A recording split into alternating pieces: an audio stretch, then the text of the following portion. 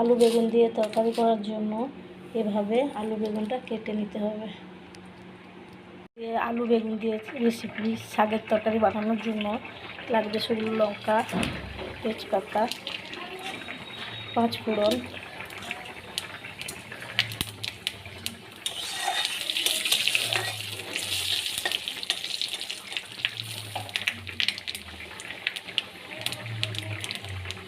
তারপর লাগবে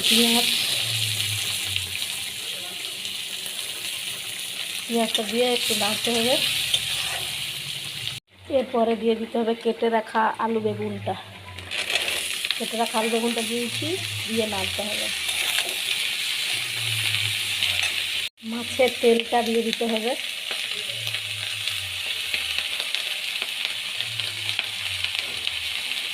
লবণ দিয়ে দিতে হবে।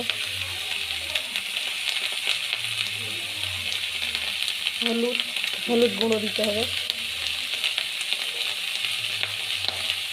সামান্য একটু শুকনো লঙ্কা গুঁড়ো। হালকা আছে ঢাকা দিয়ে দিয়ে সেদ্ধ করতে হবে।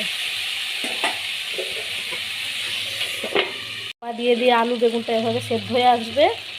চাপা দিয়ে নেড়ে দিয়ে আমি আলু বেগুনটা পুরো সেদ্ধ করে নিয়েছি। এবারে শাকগুলো দিয়ে দেবো।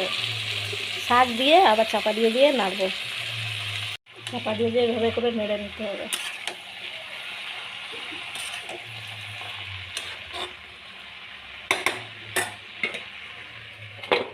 আগে তরকারি সরষে দেওয়ার জন্য একটু সরষে বেটে নেব। পুরো জল দেবে না, এইভাবে দেখবে হালকা আঁচে লাগতে লাগতে এভাবে জল বেরিয়ে আসবে। ঢাকা দিয়ে দিয়ে নাড়তে থাকবে, এভাবে জল বেরিয়ে আসবে। ওর জলেই ওটাই সেদ্ধ হবে, শাকের জলে শাকটাই সেদ্ধ হবে। সে বাটাটা দিয়ে দেবে, দিয়ে একটু নেড়ে দেবে।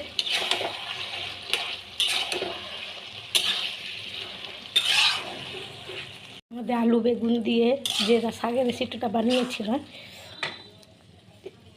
একটু গুঁড়ো মশলা দিয়ে সেন হওয়ার জন্য একটু গুঁড়ো মশলা দিয়ে নামিয়ে নেব।